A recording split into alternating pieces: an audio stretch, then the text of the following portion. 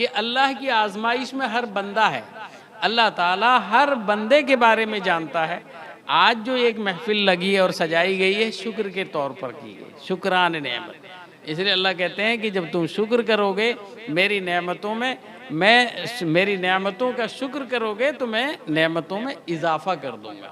دیکھو وہ بچی جس کے بارے میں، بچہ نا، کیا نام تھا اس کا؟ شیخ اسلم۔ آپ ایمانداری سے بولو، آج سے چند دن پہلے کتنے لوگ پریشان تھے، خاص طور پر میرے نوجوان بچے جتنے ہیں، یہ لوگ جو ہیں مستقل اس کے پیچھے لگے رہے۔ باپ ماں کی تو چھوڑو، وہ تو پیدا، وہ ان سے خون سے ریلیٹڈ ہیں، لہٰذا ان کو تو تکلیف ہوتی ہوگی، اور اس کے علاوہ آپ لوگ بھی سب مل کر کتنا اس کے پیچھے لگے رہے۔ اور ایک وقت ایسا آیا کہ سب کے سب مایوس ہو چکے تھے کہ شاید یہ کام نہیں ہوگا، لیکن ہمت کے ساتھ، کہتے ہیں نا ہمت مرد مدد خدا، آپ لوگوں کی ہمت کام آئی، اللہ کی مدد اب شامل حال ہو گئی۔ نتیجہ یہ ہوا کہ اب شکر کا موقع آ گیا۔ اس لیے ہمیشہ یاد رکھو کہ شکران نعمت، کفران نعمت اللہ کی طرف سے دو چیزیں ہیں۔ جو کفران نعمت کرے گا وہ نیچے چلتا ہوا چلا جائے گا۔ آپ نے اپنی آنکھوں سے دیکھا ہوگا کتنے اترانے والے آج جو ہیں زمین پہ پڑے، کوئی ان کو پوچھتا نہیں۔ الحمدللہ نحمدہ ونستعینہ ونستغفرہ ونؤمن بہ ونتوکل علیہ ونعوذ باللہ من شرور انفسنا ومن سیئات اعمالنا من يهده الله فلا مضل له ومن يضلله فلا هادي له ونشهد أن لا إله إلا الله وحده لا شريك له ونشهد أن سيدنا وسندنا وهادينا ومرشدنا ومولانا محمدا عبده ورسوله أرسله الله تعالى بالحق بشيرا ونذيرا وداعيا إلى الله بإذنه وسراجا منيرا أما بعد فقد قال الله تعالى أعوذ بالله من الشيطان الرجيم بسم الله الرحمن الرحيم لئن شكرتم لأزيدنكم ولئن كفرتم إن عذابي لشديد۔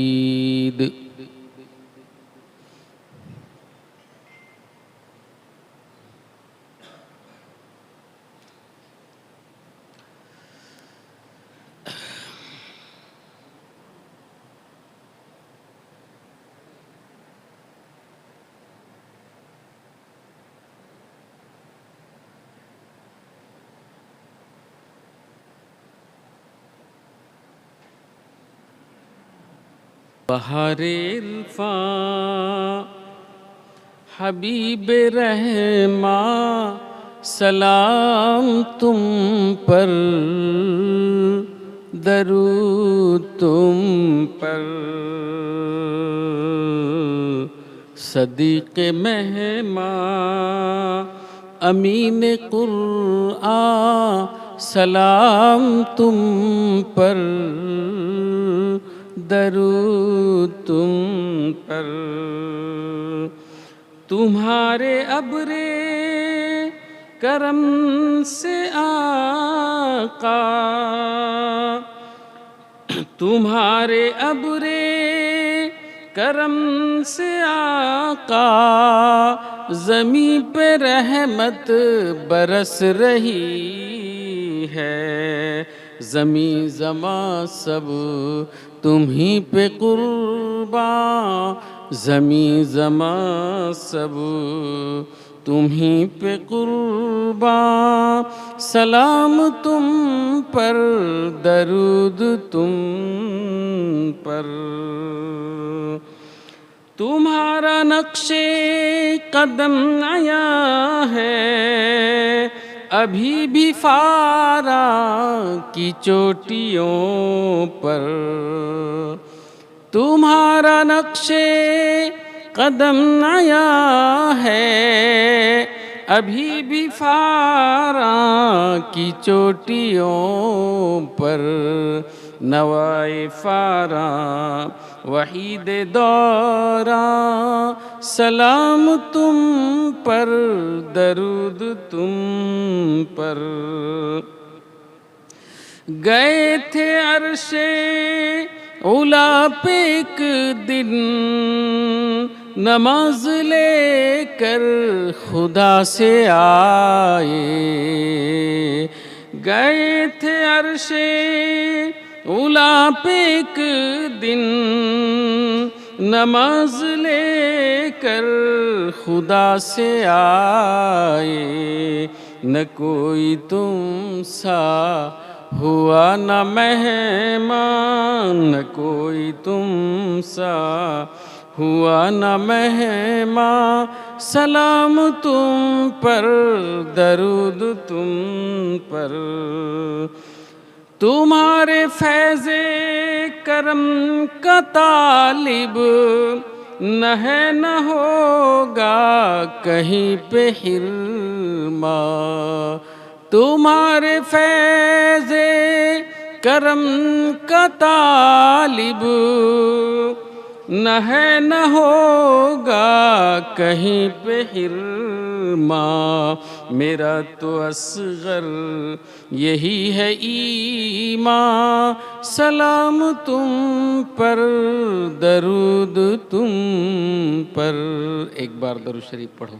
اللہم صلی علی سیدنا شفیعنا حبیبنا طبیبنا مولانا محمد النبی الامی وعلی آلہ واصحابہ وبارک وسلم تسلیما کثیرا کثیرا۔ قرآن کریم کی آیت کریمہ میں نے تلاوت کی ہے، آخر وقت ہے، بہت مختصر سی بات ہوگی، اس لیے دو چار باتیں ہی صحیح توجہ کے ساتھ سننا ہے۔ اللہ سے یہ دعا کریں رب العالمین ہمیں عمل کی توفیق عطا فرمائے۔ میرے عزیز و دوستو، قرآن کریم کی ایک مشہور آیت ہے، لَإِن شَكَرْتُمْ لَأَزِيدَنَّكُمْ وَلَإِن كَفَرْتُمْ إِنَّ عَذَابِي لَشَدِيدٌ۔ اگر تم شکر کرو گے تو میں نعمتوں میں اضافہ کر دوں گا، اور اگر تم کفران نعمت کرو گے، ناشکری کرو گے، تو پھر یاد رکھو میرا عذاب بہت سخت ہے۔ بہت چھوٹی سی آیت ہے، لیکن عام طور پر اس آیت کا جو ایک مقصد ہے وہ یہی ہے کہ مسلمان جس حالت میں بھی رہے، تنگی میں رہے، دکھ میں رہے، پریشانی میں رہے، آسائش میں رہے، آرام میں رہے، سکون و راحت میں رہے، جس عالم میں بھی رہے، ہر حال میں وہ اللہ کا شکر ادا کرتے رہنا چاہیے، اس لیے کہ جو شکر کرنے والا بندہ ہوگا اللہ کی نعمتیں اسی پر ہوں گی۔ آپ نے دیکھا ہوگا کہ بہت سارے لوگ ایسے بھی ہیں جو بچپن سے لے کر جوانی سے لے کر ادھڑ عمر تک محنت، جدوجہد، مشقت کرتے رہتے ہیں، جس وقت دیکھو بیچارے تکلیف میں رہتے ہیں، لیکن ان کی زندگی میں ایک دور ایسا بھی آتا ہے کہ وہ پھر سکون کی سانس لینے لگتے ہیں اور بھول جاتے ہیں پچھلی زندگی کو۔ آپ نے ایسا بھی دیکھا ہوگا کہ بہت سارے لوگ عیش و تعیش کی زندگی گزارتے ہیں، خوشی و مسرت کے ساتھ ان کا بچپن گزرتا ہے، جوانی گزرتی ہے، پھر ادھیڑ عمر آتے آتے ان میں تنگی، تکلیف، مساعد، مشکل اور اس کے بعد طرح طرح کی آزمائش والے حالات ان کی زندگی میں آنے لگتے ہیں، پھر وہ مایوس ہو جاتے ہیں، ہے یا نہیں ہے؟ تو اس لیے قرآن کریم کی ایک بہت مشہور آیت ہے جس کو آپ سب جانتے ہو، ان مع العسر یسرا وان مع العسر یسرا۔ ارے پڑھتے نہیں ہم سپارے میں، ان مع العسر یسرا وان مع العسر یسرا فاذا فرغت فانصب والى ربک فارغب۔ یعنی ہر آسانی کے بعد تنگی ہے، ہر تنگی کے بعد آسانی ہے، ہر خوشی کے بعد غم ہے، ہر غم کے بعد خوشی ہے۔ اگر یہ دونوں چیزیں انسان کی زندگی میں نہ ہو تو انسان جو ہے انسان بن کر نہیں رہ سکتا، اس لیے کہ اگر مسلسل اس کو تنگی اور مشکلات کا سامنا ہو تو آہستہ آہستہ اتنا اپنی زندگی سے مایوس ہو جاتا ہے، کبھی کبھی وہ خودکشی کر لیتا ہے، کبھی کبھی جو ہے وہ اپنے آپ کو مر جانا زیادہ پسند کرتا ہے، کبھی کبھی وہ انسانوں کی صف سے نکل کر جنگل بیابان میں گھومنے لگتا ہے۔ کیوں؟ نہ زندگی میں اس کو تکلیف ہے، اور اس تکلیف کا شکوہ شکایت وہ اپنے رب سے کرنے لگتا ہے، اور کبھی کبھی خوشی اتنی اس کو ملتی ہے کہ وہ دماغ چٹھا ہو جاتا ہے، بد دماغ ہو جاتا ہے۔ اور آپ دیکھو فرعون غرق ہوا، نمرود مارا گیا، قارون دھنسایا گیا، حامان برباد ہوا، اسی طریقے سے ابو جہل، ابو لہب، عتبہ، شیبہ، ربیعہ، یہ سب کے سب برباد ہوئے، تباہ ہوئے۔ جانتے ہو اس کے پس منظر میں کیا ہے؟ یا تو غرور ہے، یا تو آسائش ہے، یا تو سکون ہے، یا تو پھر اطمینان ہے۔ یہ والی زندگی میں وہ اس طریقے سے گزرے کہ انہیں بھلے برے کی کوئی تمیز ہی نہیں رہی۔ نتیجہ یہ ہوا کہ وہ آہستہ آہستہ غرور اور متکبر دماغ چٹھے ہو گئے، پھر اللہ پاک کی گرفت میں وہ آئے۔ اسی طریقے سے کہنے کا منشا مقصد یہ ہے کہ شکر اور شکران نعمت ایک نعمت تو ہے، لیکن ہر حال میں بندے کو شکر ادا کرتے رہنا چاہیے، اس لیے کہ تنگی دینے والی ذات اللہ کی ہے، آسائش دینے والی ذات اللہ کی ہے۔ اللہ اپنے بندوں کے بارے میں اچھی طرح سے جانتا ہے کہ سمجھ میں آتے نہیں سنو نہ بند کر دیں۔ اللہ اپنے آسانی کے ساتھ اپنے بندوں کے بارے میں اچھی طرح سے جانتا ہے کہ بندے کو کون سی چیز زیادہ ضرورت ہے، اسی اعتبار سے اللہ تعالیٰ فیصلہ کرتا ہے۔ بسا اوقات انسان یہ سوچتا ہے کہ میرے لیے ایسا کیوں نہیں؟ ابے تیرے لیے وہ اس لیے ایسا نہیں کہ تیرے لیے مناسب نہیں، تو اس چیز کو جانتا نہیں ہے۔ بسا اوقات آپ دیکھو ایک چھوٹا سا بچہ ہے، ننھا سا ہے، اس کے سامنے گینڈ والی گھومتی ہے، وہ بچہ دوڑ کے جا کے کیا کرے گا؟ پکڑ لے گا، منہ میں بھر لے گا۔ لیکن ماں جو ہے اس کو باوجود ہے کہ روتا چلاتا ہے، اس کے باوجود بھی ماں اس کو چھڑا کے پھینک دیتی ہے۔ کیوں؟ نہ ماں جانتی ہے کہ یہ بچے کے حق میں یہ فائدہ مند ہے یا پھر نقصان دہ ہے، تو ماں اچھی طرح سے جانتی ہے، اس لیے اس کے وقتی رونے کو، تکلیف کو وہ دھیان نہیں دیتی، روتا رہے کوئی بات نہیں مگر چھڑا کے پھینک دیں گے۔ اسی طریقے سے میرے عزیز و دوستو، ہر بندے سے خدا کا جو ایک رشتہ ہے وہ باپ ماں سے بھی زیادہ ہے، کیونکہ باپ ماں تو پیدا کرتے ہیں توفیق خداوندی سے، لیکن مالک الملک مختار کل جو ہے وہ اللہ رب العالمین ہے، اسی کی توفیق سے یہ سب کچھ ہوا ہے، تو وہ آپ کی شہرگ سے زیادہ قریب ہے۔ اس لیے شکر کے حالت میں بھی اس کا شکر ادا کرنا چاہیے، خوشی کے عالم میں بھی شکر ادا کرنا چاہیے، اور تنگی کے حالت میں بھی اس سے دعا مانگتے رہنا چاہیے۔ کہ آپ دیکھو حضرت ایوب علیہ السلام کو کتنی مشقت آئی یا نہیں آئی؟ قصہ تو آپ نے سنا ہوگا۔ حضرت ایوب علیہ نبینا علیہ السلام کو کتنی تکلیفیں دی گئیں، کتنا آزمایا گیا، مگر وہ یہ دعا کرتے رہے، خداوندہ تو مجھے صبر دے، شکر دے، اور اے اللہ مجھے اپنے نیک بندوں میں شامل فرما لے۔ پھر دیکھو کچھ دنوں کے بعد رب العالمین نے ان پہ کرم کیا، پھر وہ خوشحال زندگی گزارنے لگ گئے۔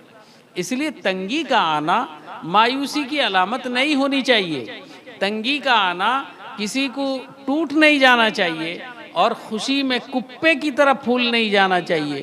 قرآن کریم میں اللہ پاک ایک جگہ کہتا ہے ان الانسان خلق ہلوعا اذا مسہ الشر جزوعا واذا مسہ الخیر منوعا الا المصلین، یعنی انسان کو دیکھو، ان الانسان خلق ہلوعا، کتنا جلد باز بن کر پیدا ہوا ہے، وہ ہر چیز کا رزلٹ، ابھی امتحان دے کے آیا، کہتا ہے 2 گھنٹے میں مجھے رزلٹ آ جانا چاہیے۔ ابھی بچہ پیدا ہو کے ابھی کاؤں ہو کے زمین پہ گرا ہے تو وہ کہتا ہے کہ کتنی جلدی ذرا میرا بچہ چل جاتا کیا، ذرا ہنس کے بات کر لیتا کیا۔ ہر باپ یہ چاہتا ہے کہ جتنے جلدی ہو جائے رزلٹ، یہ ہے یا نہیں ہے، فطرت ہے کہ نہیں؟ اس لیے اللہ بھی کہتے ہیں کہ ان الانسان خلق ہلوعا، کہ انسان کو دیکھو وہ کتنا جلد باز بن کر پیدا ہوا ہے۔ اس کے بعد اذا مسہ الشر جزوعا، جب اسے کوئی تکلیف مصیبت لگتی ہے تو وہ کیا ہوتا ہے؟ ٹوٹ جاتا ہے۔ وَإِذَا مَسَّهُ الْخَيْرُ مَنُوعًا، جب اس پر کوئی خوشی لگتی ہے اس کی زندگی میں تو پھول کے کپا ہو جاتا ہے۔ آپ دیکھتے نہیں ہو اپنے لوگوں کو کہ جس کو تھوڑی بہت آسائش ہو گئی اس کے بعد اترانے لگتا ہے۔ کل تک تو وہ روتا تھا، کل تک جو ہے پھٹے پرانی لباس میں زندگی گزارتا تھا، آج کیا دو پیسہ آ گیا اترا کے چلنے لگا۔ یہ انسان کی ایک فطرت ہے۔ میں اصل میں یہ سب تمہیدی بات اس لیے کہہ رہا ہوں کہ اللہ کی آزمائش میں ہر بندہ ہے، اللہ تعالیٰ ہر بندے کے بارے میں جانتا ہے۔ آج جو ایک محفل لگی ہے اور سجائی گئی ہے شکر کے طور پر کی گئی، شکران نعمت۔ اس لیے اللہ کہتے ہیں کہ جب تم شکر کرو گے میری نعمتوں میں، میری نعمتوں کا شکر کرو گے تو میں نعمتوں میں اضافہ کر دوں گا۔ دیکھو وہ بچی جس کے بارے میں، بچہ نا کیا نام تھا اس کا؟ شیخ اسلم۔ آپ ایمانداری سے بولو، آج سے چند دن پہلے کتنے لوگ پریشان تھے، خاص طور پر میرے نوجوان بچے جتنے ہیں یہ لوگ جو ہیں مستقل اس کے پیچھے لگے رہے۔ باپ ماں کی تو چھوڑو، وہ تو پیدا وہ ان سے خون سے ریلیٹڈ ہیں، لہٰذا ان کو تو تکلیف ہوتی ہوگی، اور اس کے علاوہ آپ لوگ بھی سب مل کر کتنا اس کے پیچھے لگے رہے۔ اور ایک وقت ایسا آیا کہ سب کے سب مایوس ہو چکے تھے کہ شاید یہ کام نہیں ہوگا، لیکن ہمت کے ساتھ، کہتے ہیں نا ہمت مرد مدد خدا، آپ لوگوں کی ہمت کام آئی، اللہ کی مدد اب شامل حال ہو گئی۔ نتیجہ یہ ہوا کہ اب شکر کا موقع آ گیا۔ اس لیے ہمیشہ یاد رکھو کہ شکران نعمت، کفران نعمت اللہ کی طرف سے دو چیزیں ہیں۔ جو کفران نعمت کرے گا وہ نیچے چلتا ہوا چلا جائے گا۔ آپ نے اپنی آنکھوں سے دیکھا ہوگا کتنے اترانے والے آج جو ہیں زمین پہ پڑے، کوئی ان کو پوچھتا نہیں۔ ہم یہ سوچتے ہیں کہ آسائش ملنے سے ہماری عزت بڑھے گی، نہیں میرے عزیزو، عزت ذلت تعز من تشاء وتذل من تشاء بیدک الخیر انک علی کل شیء قدیر۔ عزت بھی دینے والی ذات اللہ کی ہے، ذلت بھی دینے والی ذات اللہ کی ہے۔ تمام خیر کا مرجع، مرکب، یا یہ کہہ لیجئے تمام خیر کا مجمع وہ اللہ رب العالمین ہے۔ ساری چیزیں وہیں سے نکلتی ہیں۔ اس لیے اگر آپ یہ سوچتے ہیں، کچھ لوگ یہ سوچتے ہیں کہ بھئی دولت نہیں تو عزت نہیں، دولت نہیں تو عزت نہیں، یہ سب کہنے کی بات ہے۔ دولت کا تعلق عزت سے ہے نہیں، بلکہ عزت کا تعلق دولت سے ہے۔ اگر آپ باعزت ہوں گے تو لاکھوں دولت سے وہ نعمت بہتر ہے۔ آپ دولت کما کر لاکھوں کروڑوں روپیہ جمع کر دیجئے، کس کے لیے؟ اولاد کے لیے، بچوں کے لیے، گاؤں کے لیے، یا اپنے اعزاء اقارب رشتہ دار کے لیے، لیکن ایک وقت موت کا فرشتہ جب اچانک آ کر پہنچتا ہے، آپ کو اچک لیتا ہے، وہ دولت کہاں کی کہاں پڑی رہتی ہے، پھر کوئی فائدہ نہیں، روتے رہتے ہیں۔ میں نے اپنی آنکھوں سے ان دولت مندوں کو دیکھا ہے کہ آخر وقت میں ان کے آنکھوں سے آنسوؤں کا سیلاب جاری ہے، رو رہے ہیں۔ اب یہ وہ کہتے ہیں نہیں، اڑیے میں ایک کہاوت ہے کہ بندھلا جانے گھائلا جانے، جس کا جلتا ہے وہ جانتا ہے، اور وہ کہہ بھی سکتے نہیں، کہتے ہیں نہیں بھتریا مار سلیمان جانے۔ تو کہنے کا مطلب یہی ہے کہ جس کے پاس وہ دولت، وہ ثروت، وہ حشوت جو جمع کیا، اپنا وقت ضائع کر دیا اور اسی کے چکر میں اپنا پورا وقت برباد کر دیا، آخر وقت میں جب دنیا چھوڑ کر جاتا ہے تو اس کے ذہن و دماغ میں بات آتی ہے یہ کیا ہوا، ہائے یہ کیا ہو گیا۔ جس کے لیے اندھا بن کے پوری زندگی جمع کرتا رہا، آج بغیر کسی کہے میرے ہاتھ سے نکلتا ہوا جا رہا ہے، سب لے کر چلے جائیں گے، میرا کیا ہوگا؟ اور اس کے بعد صدیوں قبر کے تنہائی میں پڑا رہے گا، کوئی اس کا پرسان حال نہیں ہوگا۔ کبھی ایک دن بولو نا، میں بھی ہوں، آپ بھی ہیں، ہم سب یہی ہیں، ہم سب دنیا میں رہتے ہوئے یہ چیز اپنی آنکھوں سے خود ہر دن مشاہدہ کرتے ہیں کہ کل تک ابا کی یاد میں جتنے آنسو گرتے تھے، میرے ابا مر جائیں گے، میرے ابا ایسا ہو جائیں گے، میرے ابا کا ایسا ہو جائے گا۔ ابا کو مٹی کے نیچے دبا دینے کے بعد 15 دن، 8 دن، 2 دن، 4 دن، اس کے بعد پھر ابا کہاں پڑے ہیں، بچہ کدھر گھومتا ہے، کسی کا کوئی عطا پتہ نہیں ہے یا نہیں؟ ایمانداری سے بولو، سب کے ساتھ یہ چیز ہونے والی ہے، سب کے ساتھ، کوئی بچے گا نہیں۔ جو اس لیے میرے عزیزو دوستو کچھ کرو اپنے لیے، کچھ کرو، کم از کم کسی کے لیے مت کرو، اپنے لیے تو کرو۔ ارے جب تم کھانا کھاتے ہو اپنے لیے کھاتے ہو، پانی پیتے ہو اپنے لیے پیتے ہو، اس سے آپ کی صحت اچھی ہوتی ہے، بیماری آپ کی دور ہوتی ہے، آپ کو طاقت میسر ہوتی ہے، نہیں طاقت ملتی ہے، یہ سب چیزیں آپ کو ملتی ہیں، لیکن بھوکے رہو گے تو یہ سب چیز سے محروم ہو جاؤ گے۔ تو اس وقت اگر کوئی کہے کائے بیسی کھاتا نار تیرے کیا ہے، میں میرا کھاتا ہوں، میرے صحت کے لیے کھاتا ہوں نا، تے کھاتے نہیں، کون منع کرتا ہے؟ ارے بولتے ہیں کہ نہیں بولتے ہیں؟ ایک چھوٹی سی مثال ہے جو دنیا میں آپ روزمرہ کی زندگی میں دیکھتے ہو۔ تو میرے کہنے کا منشا مقصد یہی ہے کہ جہاں جانا ہے وہ صدیوں کے لیے جانا ہے، وہاں سے کوئی کبھی واپس نہیں آتا ہے، تو اس زندگی کے لیے کبھی تو کچھ سوچو، کم از کم وہاں کیسے اچھے سے رہیں گے۔ اب اگر دولت کمانا ہے، حشمت کمانا ہے، کماؤ نا، کون منع کرتا ہے؟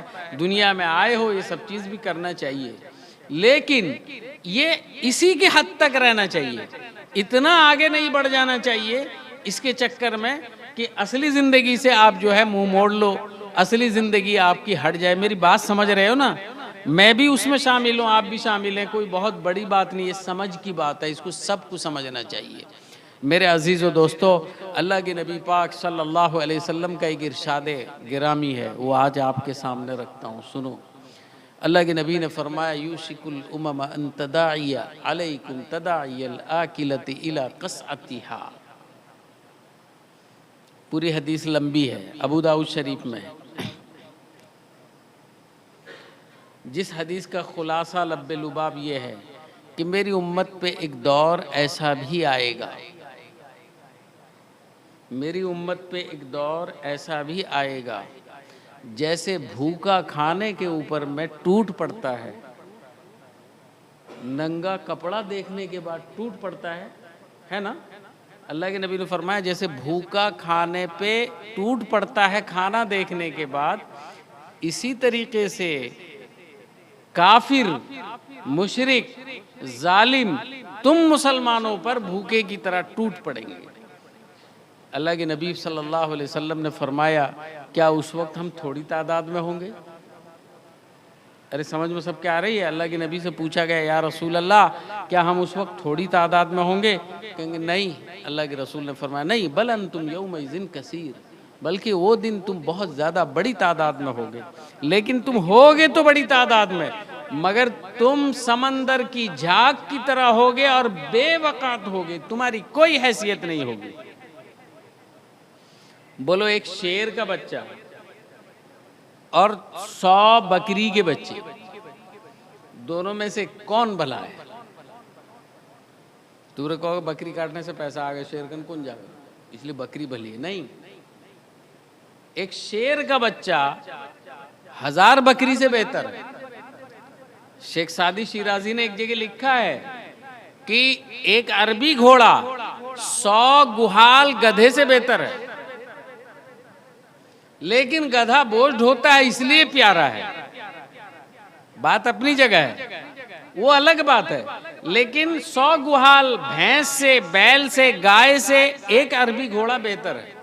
تو اسی طریقے سے میرے عزیز و دوستو، اللہ کے نبی نے فرمایا تم بڑی تعداد میں تو ہوگے اور لیکن تم سمندر کے جھاگ کی طرح، پوری گئے ہو نا، پوری میں دیکھیں نہیں سمندر کنارے سے پھین آتا ہے، جھاگ مانے پھین، پورا بڑی تعداد میں پھین آتا ہے، لوگ ڈر جاتے ہیں، ارے باپ رے اتنا آتا ہے، 2 منٹ کے بعد وہ پھین کہاں غائب ہو جاتا ہے۔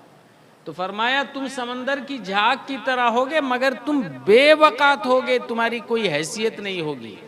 اللہ کے نبی پاک صلی اللہ علیہ وسلم سے آپ نے فرمایا کہ اس وقت تم وہن میں مبتلا ہو گئے ہوگے۔ صحابہ نے پوچھا یا رسول اللہ وہن کیا ہے؟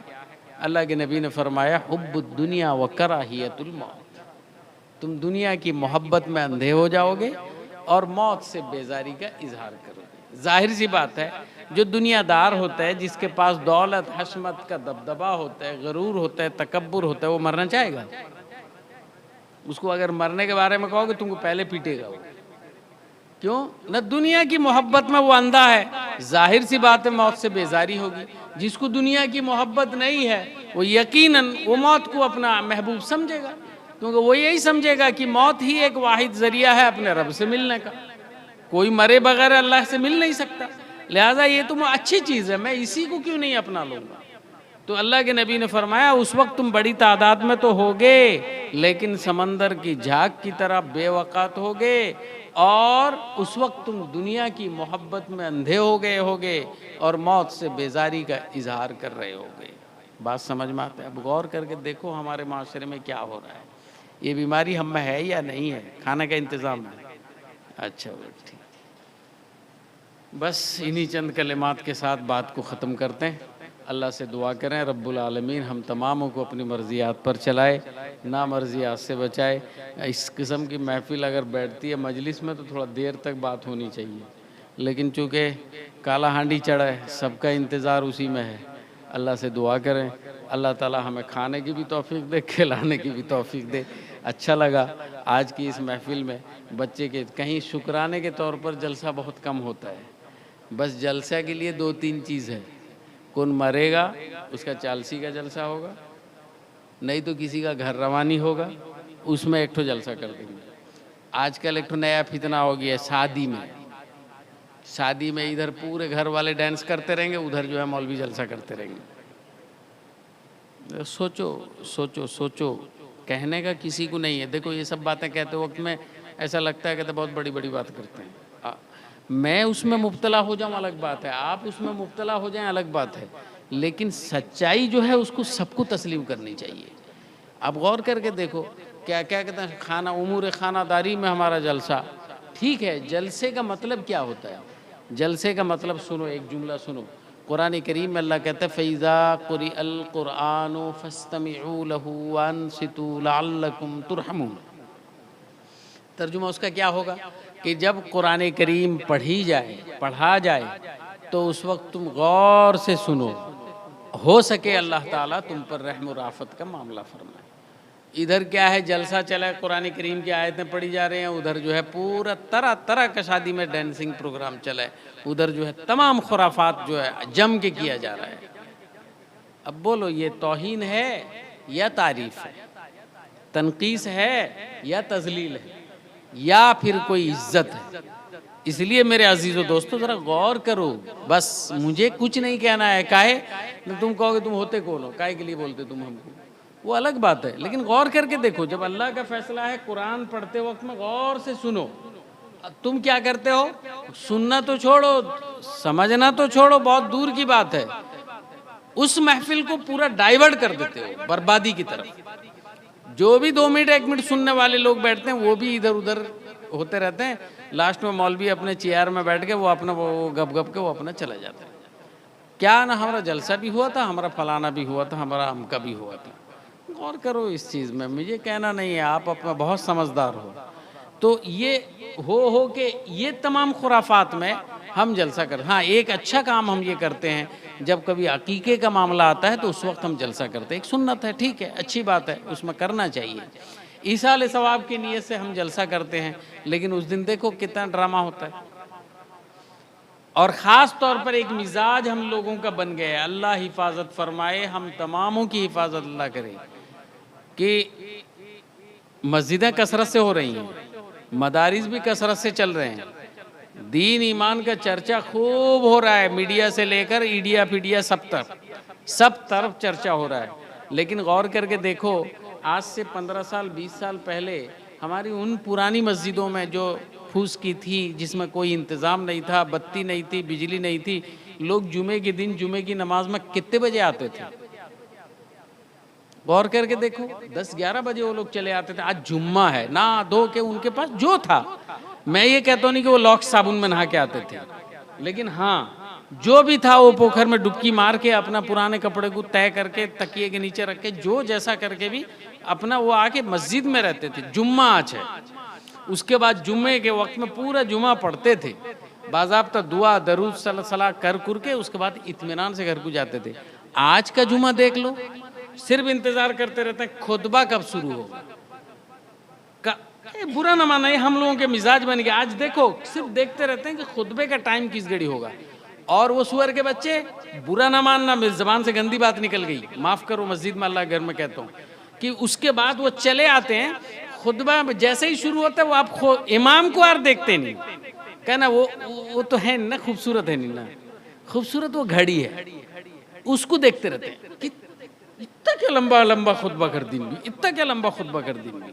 اب وہ خطبہ چلا, ابھی خطبہ ختم ہو گیا, نماز جب لمبی ہو گئی تو اس میں بھی انگلی, اتنا کیا ضرورت ہے, مختصر پڑھنا چاہیے.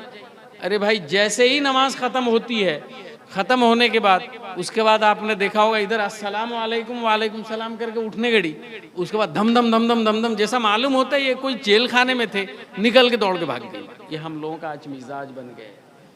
اسی میں اللہ کی رحمت آئے گی ہمارے اوپر. ارے بولو, جب یہ مزاج بن جائے گا تو کیا اللہ کی رحمت ہم پر آئے گی؟ تم مسجدوں کا احترام نہیں کر سکتے تو تمہارا احترام کیوں اللہ تعالیٰ کرے گا؟ تم مسجدوں کا پیٹ نہیں بھر سکتے. صبح کی نماز میں, جیسا ابھی مولانا بول دے گئے, غور کر کے دیکھو مسجدوں کا حال کیا ہے. صبح کی نماز میں کتنے لوگ آتے ہیں. اگر امام صاحب کو ہمارے بھاڑے میں نہیں رکھتے تو شاید فجر کا اذان بھی نہیں ہوتا. آج عالم یہ ہو گئے. پہلے مورکھے رہتے تھے مگر ان کا یہ عالم نہیں تھا. وہ جو تھے ٹوٹے پھوٹے اپنا کرتے تھے مگر کرتے تھے. اللہ کے لیے یہ سب چیزوں کو درست کرو. بڑا بڑا کام کر دینے سے کچھ نہیں ہوتا. یہ سب آپ کی زندگی کا ایک ایک مطلب کیا کہتے ہیں سرمایہ ہے. اللہ کے لیے یہ سب چیزوں کو دھیان دو. مسجدوں میں آیا کرو. نمازوں کا میں تو باہر بھی دیکھتا ہوں کہ ہو ہلا کر کے لوگ جو بھی ہو جیسا کر کے آگے جمع ہو جاتے ہیں. آج تو عالم یہ ہے کہ مسجد دیکھو, یہاں مسجد نہیں تھی, لوگوں کو تکلیف ہوتی تھی کہ بھئی اتنے دور ہم جا سکتے نہیں, مسجد ہم پڑھے. اللہ کا شکر ہے, اللہ کے فضل و کرم سے لوگوں کی جد و جہد, کچھ لوگ بھائی خواہ پیدا ہوئے, محنت کیے, مسجد آباد ہوا. لیکن مسجد ہونے کے بعد کیا مسجد کا آبادی خوبصورتی ہے؟ خالی رنگ بھر لگا دینے سے, سجا دینے سے, اس میں بڑھیا بڑھیا منقش قسم کا کر دینے سے کیا مسجد آباد ہے؟ مسجد کی اصل آبادی یہ ہے کہ اس کے پیٹ کو بھرا جائے, اور وہ یہ ہے کہ 5 وقت مسجد میں آئیں. اگر اللہ کے لیے سچی بات کہتا ہوں ایمانداری سے, اگر 5 ٹائم تم مسجد میں آؤ گے نا, نہ وہ کوئی میاں کو کہنے کی ضرورت نہیں ہے کہ مسجد کا پنکھا چلتے نہیں, کہ بتی چلتے نہیں. کیوں؟ نہ انسان کی فطرت ہے, جس جگہ وہ مستقل رہتا ہے وہاں کے بارے میں خود سوچتا ہے. جب آپ 5 ٹائم مسجد میں آؤ گے, آٹومیٹیکل سب چیز آپ سمجھنے لگ جاؤ گے کہ آج مسجد میں یہ ضرورت ہے, آج یہ ضرورت ہے, وہ ضرورت ہے. کہنے کی ضرورت نہیں پڑے گی. تو اس لیے کم از کم اپنے اپنے علاقے کے مسجدوں کو آباد کرو. وقت آ رہا ہے. مجھے یاد ہے کہ 18-19 میں ایک بار میری زبان سے بھول سے بات نکل گئی تھی کہ لوگوں یاد کرو, ایک دن وہ بھی آئے گا کہ تم مسجدوں کی طرف جانا چاہو گے لیکن تم مسجد پہنچ نہیں پاؤ گے. اس وقت مجھے یاد ہے ایک مرحوم, اللہ انہیں غریق رحمت کرے گا, کہ بہت بڑا بات کرتا ہے, ایسا کبھی ہوا نا, ایسا کبھی ہوگا. لیکن میں ان کو احادیث اور قرآن کے نقطہ نظر سے بول رہا تھا کہ ایسا ہوگا. اب مجھے خود بھی معلوم نہیں تھا کہ ایسا ہوگا بول کے, لیکن اس کے سال ہی بعد آپ نے دیکھا کورونا آ گیا. اس کے بعد دیکھو کیسا پیٹا پیٹی ہوتے تھے مسجد میں آنے کے لیے. کچھ دن بند ہونے کے بعد مسجدوں میں آتے, لیکن آ سکتے تھے.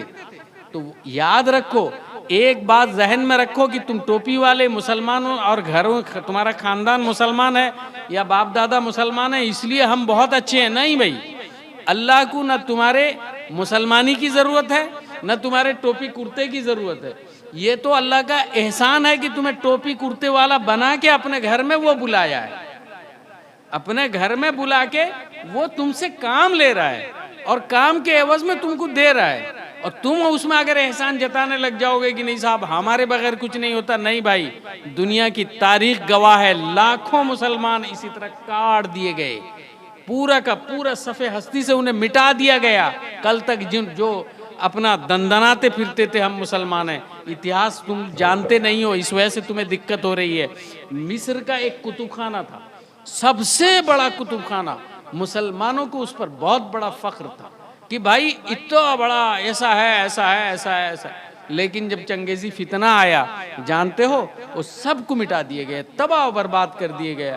اور اس زمانے میں مسلمانوں کو اتنا مارا گیا کہ تاریخ انسانیت اس پہ شرم کرنے لگ گئی کہ ایسا بھی ہوا ہوگا. لیکن لگنے لگا کہ اسلام ڈوب جائے گا, لیکن پھر اللہ پاک انہی لوگوں کو ہدایت دے دیا جو لوگ قتل کرتے تھے. ارے وہی چنگیز کے بچے نا, علامہ اقبال کہتے ہیں نہیں ہے آیا شورش تاتار کے افسانے سے, پاسباں مل گئے کعبے کو صنم خانے سے. یعنی بت خانوں سے اللہ تعالیٰ ایسے لوگوں کو پیدا کر دیا کہ وہ خود جو ہے کعبہ کے محافظ بن گئے، مسجد کے محافظ بن گئے، وہی لوگ جو ہے اسلام کو پھر پھیلا دیے۔ اس سے پتہ یہ چلتا ہے کہ ہمارے لیے کوئی، ہم مسلمان ہیں بہت بڑا کریڈٹ لے لیے، ہمارے لیے ایسا نہیں۔ میرے عزیزو، اللہ کو نہ عبادت کی ضرورت ہے نہ ریاضت کی ضرورت ہے، اللہ صرف تمہارے تقوی ورع کو دیکھتا ہے، تم کتنے متقی ہو، کتنا اللہ سے اپنا پیار اور لو لگاتے ہو۔ اس لیے ضرورت یہ ہے کہ اللہ کے لیے مسجدوں کو آباد کرو، کریں گے نا انشاءاللہ۔ خاص طور پر صبح کی نماز میں آنا چاہیے۔ دیکھو جو آدمی صبح کی نماز میں نہیں آتا، اللہ پاک جو ہے رزق سے محروم کر دیتا ہے۔ یہ لکھ لو، اگر جھوٹ بولتا ہوں اس گھر خانہ خدا میں بیٹھ کے بولتا ہوں، اگر جھوٹ بولتا رہوں گا تو میرا منہ سور کی طرح ہوگا۔ میں آپ کو سچی بات کہتا ہوں، جو آدمی صبح کی نماز نہیں پڑھتا اور ویسے ہی پڑھا رہتا ہے، چند دنوں کے بعد اللہ تعالیٰ اس سے رزق چھین لیتے ہیں۔ اس لیے رسول اللہ صلی اللہ علیہ وسلم نے فرمایا کہ صبح کی نماز کو پڑھا کرو، اللہ پاک جو ہے اسی وقت تمہیں رزق دیتا ہے۔ ہم تو آتے ہی نہیں۔ ظہر پڑھا کرو، عصر پڑھا کرو۔ قرآن کریم میں اللہ تعالیٰ کہتا ہے نا صلاۃ الوسطیٰ، صلاۃ الوسطیٰ پڑھا کرو، یعنی ظہر عصر پڑھا کرو، مغرب پڑھا کرو۔ یہ سب نمازوں کو تم پابندی سے پڑھا کرو۔ چند دن پڑھنے کے بعد خود تمہارا دل اس کی طرف مطمئن ہو جائے گا کہ خدا کا حکم کیا ہے، رسول کا حکم کیا ہے۔ نہیں تو پھر ایسے ہی یاد رکھے رہو، چگلی کرتے پھرو گے، بازار میں طرح طرح کا ذکر کرتے رہو گے، اور اس کے بعد پتہ بھی چلے گا نہیں تم کیا کیا بولے جا رہے ہو، اور مرنے گھڑی پتہ نہیں ایمان رہے گا کہ نہ رہے گا وہ بھی کہا نہیں جائے گا۔ کیوں نہ ہم نا لت پت ہو گئے بھی نا گناہ میں، اتنا ہم لوگ اس گناہ کے دلدل میں پھنس گئے ہیں کہ ہمیں یہ پتہ نہیں کہ گناہ ہے کہ نہیں ہے۔ چور چوری کرتا ہے، کہتا بلا دو میں اس کو منہ کے سامنے کہہ دوں گا۔ ابے چوری کرا کہے کہ منہ کے سامنے کہے گا، کہے کے لیے؟ ادھر چگلی کرتا ہے، غیبت کرتا ہے جو گناہ ہے کبیرہ ہے، کہتا ہے وہ بات نہیں، اگر تم بلاتے نہیں میں ان کے منہ کے سامنے کہہ دوں گا۔ ابھی تو چگلی کرا کہے کے لیے اس کے منہ کے سامنے کہے گا، کہے کے لیے؟ اگر تو اتنا دمدار آدمی تھا، ٹھیک باپ کے پیشاب سے جنم ہوا تھا، تو جا کے اسی منہ کے سامنے بولا نہیں، پیچھے کیوں بولا؟ قرآن کہتا ہے کہ ان بعض الظن اسم لا تجسسوا لا یغتب بعضکم بعضا، اے لوگو جاسوسی مت کرو، کسی کی ٹوہ میں مت پڑو، اس لیے کہ تم یہ گناہ تم سمجھ نہیں پاؤ گے، یہ اتنا خطرناک گناہ ہے۔ یہ ایسا ہی ہے جیسے کوئی مردہ بھائی کا گوشت تمہیں دے، تم کھا لو، تم پسند کرو گے؟ نہیں، تم کبھی کھانا پسند نہیں کرو گے، تو پھر چگلی کیوں کرتے، بدگمانی کیوں کرتے؟ تو یہ سب چیزوں سے بچے گا کب؟ جب اللہ کے دربار میں سر جھکا گا، جب اللہ کی محبت اس کے دل میں آئے گی، حکم اس کا سمجھے گا، تب جا کر یہ سب چیزوں سے بچے گا۔ بس یہی چند باتیں تھیں۔ اللہ تعالیٰ اس شکریہ محفل کو قبول فرمائے، اس بچے کو صحت کلی عطا فرمائے، اور اس کے ہر طرح کے آفات و بلیا سے اللہ تعالیٰ بچائے۔ ہمارے اس ٹولی کو اللہ پاک، اس ٹکڑے کو اللہ تعالیٰ جو ہے دین اور ایمان کے لیے منتخب فرمائے، سب کے دلوں کو صاف ستھرا، کینہ کپٹ بغض حسد سے بچائے۔ چلو دعا کرتے ہیں۔ الحمد لله الذي هدانا لهذا وما كنا لنهتدي لولا أن هدانا الله وأكمل لنا ديننا وتم علينا نعمته ورضينا للإسلام دينا فلا نعبد ولا نستعين إلا إياه يا حي يا قيوم برحمتك نستغيث أغثنا أغثنا يا أرحم الراحمين ربنا وكفر عنا سيئاتنا وتوفنا مع الأبرار ربنا واعف عنا واغفر لنا وارحمنا أنت مولانا فانصرنا على القوم الكافرين ربنا لا تجعلنا فتنة للقوم الظالمين ونجنا برحمتك من القوم الكافرين۔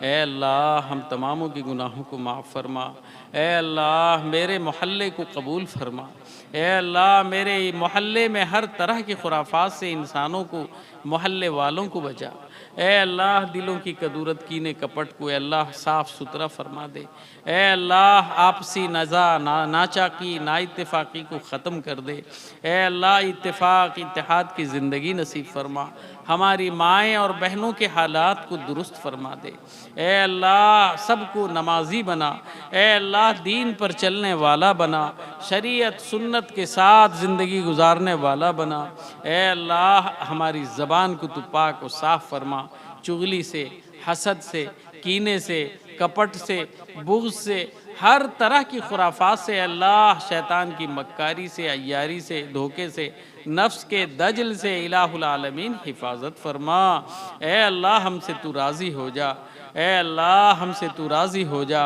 اے اللہ ہم سے تو راضی ہو جا، اے اللہ ہمارا خاتمہ ایمان کے ساتھ فرما، اے اللہ مرتے وقت زبان سے کلمہ نصیب فرما، مہلک بیماری سے بچا، جو ہم میں سے بیمار ہیں مہلک بیماری میں اللہ شفائے کلی نصیب فرما، جو پریشان حال ہیں اللہ ان کی پریشانیوں کو دور فرما۔